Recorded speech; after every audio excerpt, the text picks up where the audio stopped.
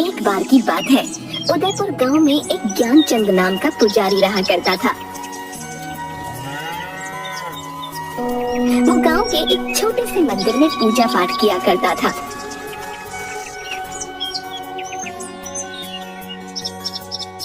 लेकिन ज्ञानचंद एक कपटी और लालची इंसान था।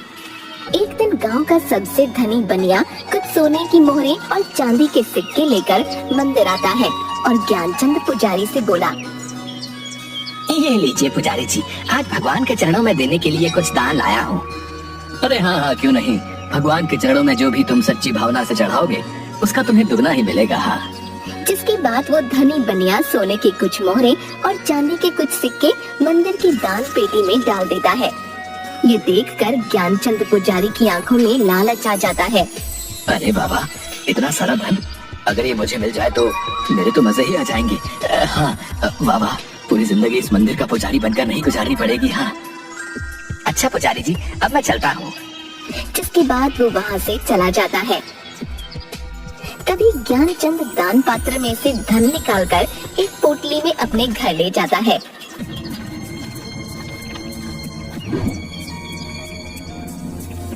तभी उसकी पत्नी, अरे आज आप इतनी जल्दी मंदिर से आ गए, ये आप क्या लाए हैं जी?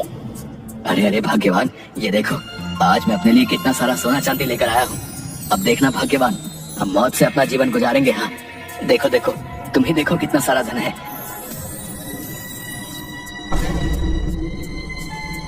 अच्छा, अब हम यहाँ और नहीं रह सकते, हमें यहाँ से जाना होगा। चलो यहाँ से। अरे ये क्या बोल रहे हैं आप? आखिर हम जाएंगे कहाँ? मेरी तो कुछ समझ नहीं आ रहा। जरूर आप मुझसे कुछ छुपा रहे हैं।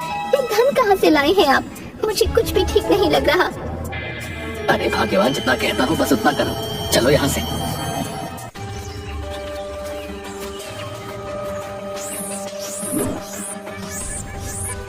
थोड़ी दूर चलने पर वो एक जंगल में पहुँचे, जहाँ उसे एक घास से बनी झोपड़ी दिखाई दी। अरे देखो भाग्यवान, वो सामने झोपड़ी है। चलो चलो, आज रात हम उस झोपड़ी में काट लेंगे, सुबह होते ही यहाँ से निकल जाएंगे। ठीक है जी, जैसा आप ठीक समझें। तभी दोनों उस झोपड़ी के अंदर जाते हैं। झोपड़ी में एक तरफ आग जल रही होती है और एक जगह कुछ जानवर की हड्डियां पड़ी होती हैं, जिसे देखकर ज्ञानचंद की पत्नी थोड़ी डर जाती है। देखिए जी, मुझे ये झोपड़ी सही नहीं लग रही। देखिए ना, यहाँ जानवर की हड्डियां भी बिखरी पड़ी हैं। नहीं नहीं, चलिए आप यहाँ से। अरे भाग्यवान, अब इतनी रात को हम आखिर कहाँ जाएंगे? भाग्यवान, कहीं ऐसा ना हो कोई हमसे हमारा ये धन छीन ले। नहीं नहीं, मैं ऐसे नहीं होने दे सकता। हमें आज रात यहीं रुकना होगा। अच्छा ठीक है जी, आप मेरी सुनते ही कब है, जैसा आप ठीक समझें। जिसके बाद वो दोनों उसी झोपड़ी में सो गए। तभी वहाँ पर एक भयानक दिखने वाला खूंखार नरभक्षी आता है, जिसके हाथ में अलग अलग जानवरों का मांस होता है। अरे बाबा, आज तो पेट भरकर भोजन मिला है।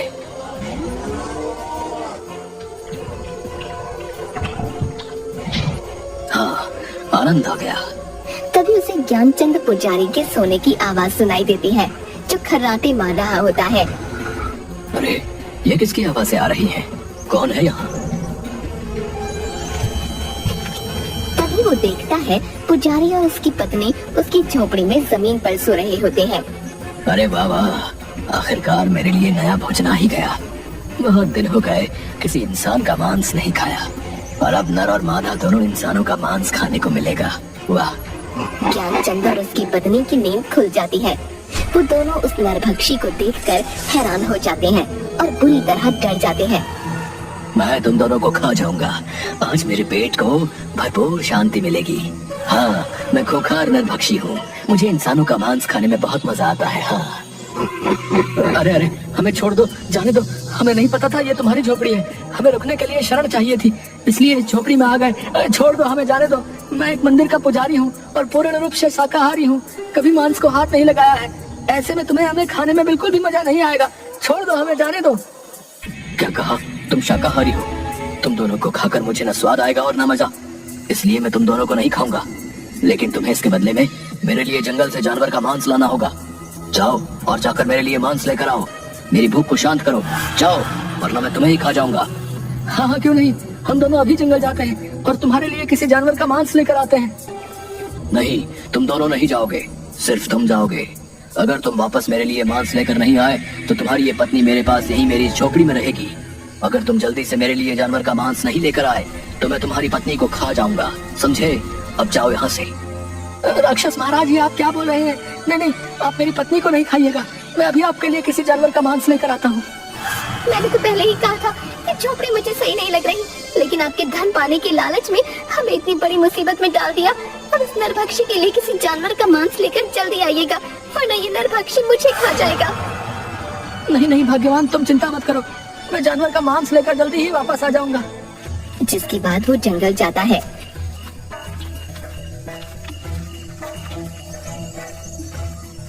जंगल में थोड़ी दूर चलने पर वो देखता है एक भालू का छोटा बच्चा मरा हुआ पड़ा है, जिसे कुछ चील कौवे नोच रहे थे। अरे अरे, ये भालू का बच्चा तो मरा पड़ा है, मैं ऐसे ही उस नरभक्षी के पास ले जाता हूँ। जिसके बाद वो उस भालू के बच्चे को अपने हाथों में उठाकर उस नरभक्षी की झोपड़ी में आता है। तभी ज्ञानचंद देखता है कि उसकी पत्नी नीचे जमीन पर पड़ी हुई है और नरभक्षी बड़े मजे से उसके शरीर का मांस नोच नोच कर खा रहा है। ये देखकर ज्ञानचंद हैरान रह जाता है और जोर जोर से रोने लगता है। हाय हाय कपटी नरभक्षी, ये तूने क्या किया? तू मेरी पत्नी को ही खा गया। अरे मैं तो तेरे लिए जानवर का मांस लेकर आया हूँ, लेकिन तुझे जरा भी सब्र नहीं हुआ, मेरी पत्नी को ही मार डाला। तुम्हें आने में इतनी देर कैसे हो गई? मुझसे अपनी भूख सहन नहीं हुई, इसलिए मैंने तुम्हारी पत्नी को ही खा लिया। ये मैंने क्या कर दिया? मुझे माफ कर देना भाग्यवान, मैं तुम्हारे प्राण नहीं बचा पाया, माफ कर देना। न मैं मंदिर से धन चुराता और न हम यहाँ इस जंगल में आते, मेरे लालच ने मुझसे ये क्या करवा दिया। हाँ, आज के लिए इतना भोजन ठीक है, चलो अब थोड़ा विश्राम कर लेता हूँ। हाँ। जिसके बाद वो अपनी झोपड़ी में सो जाता है। तभी ज्ञानचंद रोते हुए अपनी पत्नी की हड्डियों को उठाता है और जंगल की ओर चल देता है। वो अपनी पत्नी की हड्डियों को लेकर जंगल में जाता है और एक विशाल पेड़ के नीचे बैठ जाता है और रोने लगता है। मुझे माफ कर देना भाग्यवान, मेरे लालच ने तुम्हारी ये दशा कर दी है, मुझे बहुत पछतावा है, भगवान मुझे माफ कर देना। कभी उसे रोते देख पेड़ पर से एक गिद्ध की आवाज आती है। क्या हुआ है तुम्हें? तुम क्यों रो रहे हो? ये मेरे सोने का वक्त है, लेकिन तुम मेरी नींद में बाधा डाल रहे हो। ज्ञानचंद उसे देखकर थोड़ा डर जाता है। उस खूंखार नरभक्षी ने मेरी पत्नी को मार डाला, अब मैं क्या करूंगा? मेरी प्रिय पत्नी मुझे छोड़कर चली गई है, अब भला मैं जीवित रहकर क्या करूंगा? अब मैं भी मर जाना चाहता हूँ, मैं खुद ही उस खूंखार नरभक्षी को अपने आप को समर्पित कर दूंगा, अब मैं जीना नहीं चाहता। उस खूंखार नरभक्षी ने तुम्हारी पत्नी को भी मार डाला है। इस खूंखार नरभक्षी का आतंक तो इस जंगल में बढ़ता ही जा रहा है, जिसकी वजह से अब इस जंगल के जानवर पूरी तरह से खत्म होने को हैं। वो एक खूंखार नरभक्षी है, लेकिन मैं इसमें तुम्हारी सहायता कर सकता हूँ। तुम्हारी पत्नी फिर से जीवित हो जाएगी। ज्ञानचंद ये सुनकर थोड़ा खुश हो जाता है। क्या सच में तुम सच बोल रहे हो? क्या मेरी पत्नी फिर से जीवित हो सकती है? तुम कौन हो? आखिर मेरी पत्नी कैसे जीवित हो सकती है, बताओ मुझे। मेरा नाम गरुड़ राज है, मेरे पास दैविक शक्तियाँ हैं, इसलिए वो खूंखार नरभक्षी मुझे कुछ नहीं कर सकता। तुम्हारी पत्नी का जीवित होने का सिर्फ एक ही रास्ता है, जिस पर चलकर ही तुम अपनी पत्नी को जीवित कर पाओगे, लेकिन वो रास्ता बहुत कठिन होगा। गरुड़ राज, आखिर क्या है वो कठिन रास्ता, मुझे बताओ। मैं अपनी पत्नी को फिर से जीवित करने के लिए किसी भी कठिन रास्ते पर जाऊंगा।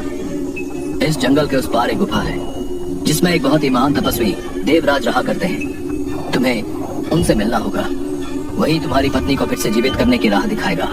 लेकिन देवराज तपस्वी किसी भी इंसान को अपनी गुफा में इतनी आसानी से आने नहीं देता। तुम्हें उससे मिलने के लिए कई चुनौतियों का सामना करना पड़ेगा। गरुड़ राज, मैं जरूर उस गुफा में उस महान तपस्वी के पास जाऊंगा, चाहे फिर मुझे कितनी ही मुश्किलों का सामना क्यों ना करना पड़े। तभी गरुड़ राज उसे अपना एक पंख देता है। ये लो मेरा ये जादुई पंख, ले जाओ। जब तुम उस गुफा में मुश्किल में आओगे, तब ये मेरा जादुई पंख तुम्हारी सहायता करेगा। ज्ञानचंद वो पंख लेकर जंगल के पार वाली गुफा में जाता है।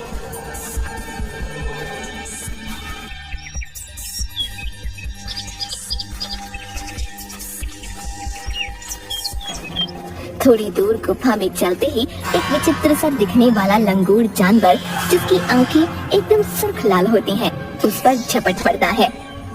अरे कौन हो? कौन है तुम? मुझे छोड़ो, छोड़ दो मुझे।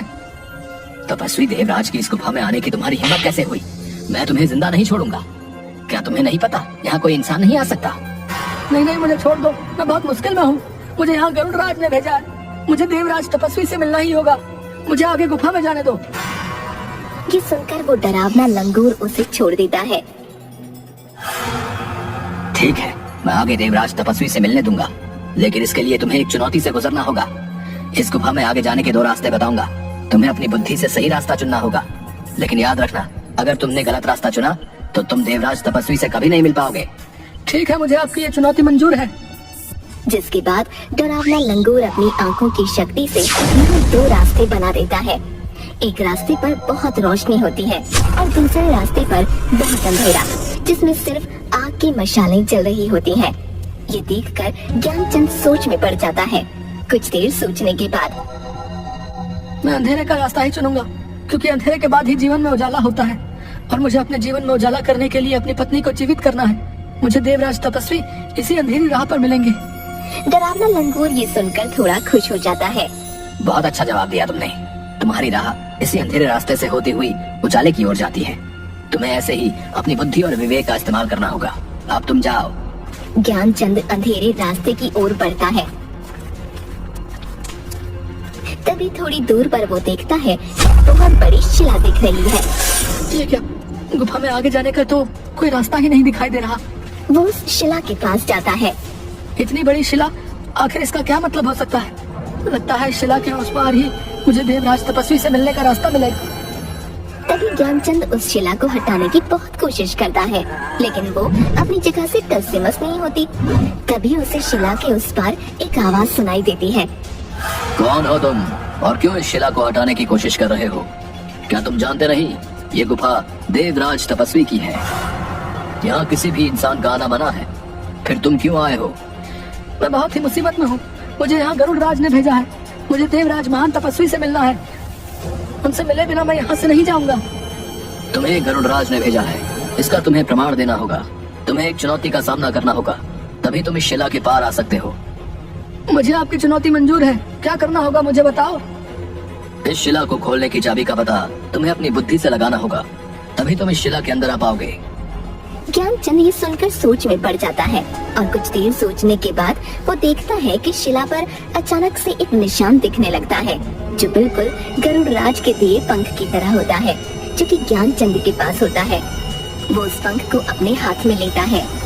अच्छा, तो इस शिला की चाबी ये पंख ही है, क्योंकि इस शिला पर दिखाई दे रहा ये निशान गरुड़ राज के पंख की तरह है। जैसे ही ज्ञानचंद उस पंख को शिला पर रखता है, वो पंख उस शिला में समा जाता है और शिला का द्वार खुल जाता है। ज्ञानचंद उस शिला की गुफा के अंदर जाता है और देखता है कि देवराज तपस्वी एक स्थान पर अपनी ध्यान मुद्रा में बैठे हुए हैं और ओम का उच्चारण कर रहे हैं। ओम ओम ओम ओम। तभी ज्ञानचंद उसके पास जाता है। हे महान तपस्वी देवराज, आंखें खोलिए। मुझे आपकी सहायता की आवश्यकता है। आप ही मेरी सहायता कर सकते हैं। आंखें खोलिए अपनी। कि देवराज तपस्वी अपनी आंखें खोलता है। कौन हो तुम और क्यों आए हो हमारी गुफा में?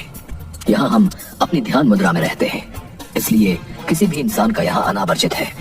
लेकिन तुम यहाँ इतनी चुनौतियों का सामना करके आए हो, तो हम तुम्हारी सहायता अवश्य करेंगे। बताओ हमें, हम तुम्हारी क्या सहायता कर सकते हैं? मैं एक मंदिर का पुजारी था, लेकिन अपने लालच के कारण एक दिन उस मंदिर से कुछ सोना चांदी चुराकर अपनी पत्नी के साथ इस गुफा के पार वाले जंगल में आ गया। लेकिन वहाँ हमारा सामना खूंखार नरभक्षी से हुआ और उसने मेरी पत्नी को ही अपना शिकार बना लिया। वो खूंखार नरभक्षी एक एक करके सभी जंगल के जानवरों को अपना शिकार बना रहा है। मैं अपनी पत्नी को दोबारा से जीवित करना चाहता हूँ। मेरी पत्नी की जान मेरे ही लालच के कारण गई है, इसलिए मैं अपनी पत्नी को फिर से जीवित करना चाहता हूँ। अब आप ही मेरी सहायता कीजिए देवराज। दुष्ट व्यक्ति, तुमने अपने लालच के कारण अपनी पत्नी को गवा दिया है। मैं तुम्हारी सहायता नहीं करूंगा, जाओ यहाँ से। ज्ञानचंद ये सुनकर तपस्वी के पैरों में गिर पड़ता है। नहीं नहीं देवराज, ऐसा मत बोलिए। आप एक महान तपस्वी हैं, मैं जानता हूँ। मुझे लालच नहीं करना चाहिए था, लेकिन अब मैं अपनी पत्नी को फिर से जीवित करना चाहता हूँ। मेरी सहायता कीजिए। ज्ञानचंद की ये बातें सुनकर अच्छा तो ठीक है, मैं तुम्हारी सहायता अवश्य करूंगा, लेकिन इससे पहले तुम्हें मेरे 2 सवालों का उत्तर देना होगा। तुम्हारे दूसरे उत्तर में ही तुम्हें वो वस्तु मिलेगी जिससे तुम अपनी पत्नी को दोबारा जीवित कर सकते हो, और उस खूंखार नरभक्षी का विनाश भी उसी से होगा। इसलिए तुम्हें अपनी बुद्धि और विवेक का उपयोग करके ही दोनों उत्तर देने होंगे। अगर कोई भी उत्तर गलत हुआ तो हम तुम्हारी सहायता नहीं करेंगे। तुम्हें यहाँ से खाली हाथ ही जाना होगा। नहीं नहीं तपस्वी देव, मैं यहाँ से खाली हाथ नहीं जाना चाहता। मैं आपके दोनों सवालों का सही उत्तर देने की जरूर कोशिश करूंगा। तो बताओ, तुम्हारा पहला प्रश्न है, इस संसार में मनुष्य के जीवन में भाग्य बड़ा है या बुद्धि? ज्ञानचंद ये सुनकर थोड़ा सोच में पड़ जाता है। आपके इस प्रश्न का उत्तर बुद्धि है देवराज तपस्वी, क्योंकि मनुष्य के जीवन में बुद्धि ही वो मार्ग है जिस पर चलकर भाग्य को बदला जा सकता है। भाग्य कभी भी बुद्धि को नहीं बदल सकता है, लेकिन बुद्धि में वो गुण होते हैं कि वो भाग्य को बना और बिगाड़ सके। इसलिए भाग्य और बुद्धि में बुद्धि ही बड़ी है। बहुत ही उत्तम, तुमने बिल्कुल सही उत्तर दिया है। मनुष्य अपनी बुद्धि से ही कुछ भी हासिल कर सकता है। भाग्य का मार्ग बुद्धि के मार्ग के आगे छोटा होता है। अब तुम्हें अपने दूसरे प्रश्न का उत्तर देना होगा। यह प्रश्न तुम्हारे लिए बहुत महत्वपूर्ण है और कठिन भी। अगर तुमने इसका सही उत्तर नहीं दिया तो तुम्हें यहाँ से खाली हाथ ही लौटना होगा। तो बताओ, इस संसार में मनुष्य के जीवन में भूख, प्यास, नींद और आशा, इन चारों में से सर्वश्रेष्ठ क्या है? ज्ञानचंद सोच में पड़ जाता है। आपके दूसरे प्रश्न का उत्तर आशा है देवराज, क्योंकि आशा अर्थात उम्मीद पर ही ये संसार टिका हुआ है। क्योंकि मनुष्य के जीवन में एक आशा ही होती है जो मनुष्य के जीवन में कठिन से कठिन कार्य को भी करने की ताकत देती है। मनुष्य जीवन में आशा घने अंधेरे में उस रोशनी की किरण की तरह है जो मनुष्य को घनघोर कष्ट में भी जीने की प्रेरणा देती है। वाह, बहुत ही उत्तम उत्तर। तुम्हारा ये उत्तर भी बिल्कुल सही है। मैं तुमसे बहुत खुश हुआ। तुम्हारी बुद्धि ने मुझे प्रभावित किया, इसलिए मैं तुम्हारी सहायता अवश्य करूंगा। तभी तपस्वी उसे एक जल से भरा अपना लोटा देते हैं। ये लो, ये अमृत ही तुम्हारी सहायता करेगा। इसे उस नरभक्षी की आंखों में डाल देना और इसकी कुछ बूंदें अपनी पत्नी की हड्डियों पर डाल देना, जिससे तुम्हारी पत्नी जीवित हो जाएगी। ज्ञानचंद वो अमृत अपने हाथों में ले लेता है। आपका बहुत बहुत धन्यवाद तपस्वी देवराज। अब मैं इस अमृत से अपनी पत्नी को दोबारा जीवित कर पाऊंगा और उस नरभक्षी का अंत भी। जाओ, तुम्हारा कल्याण होगा।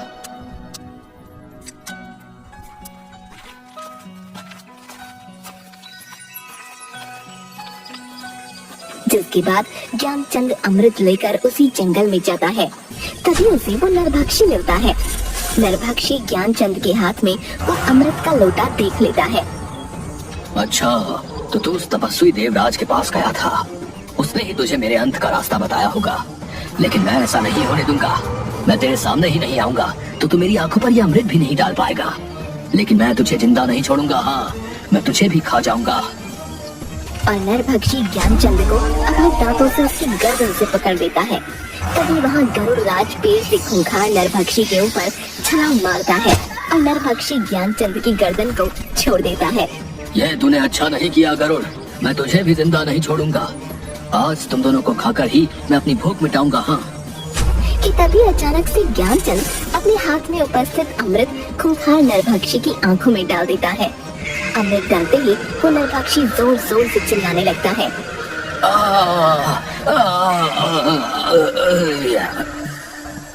और देखते ही देखते जलकर भस्म हो जाता है।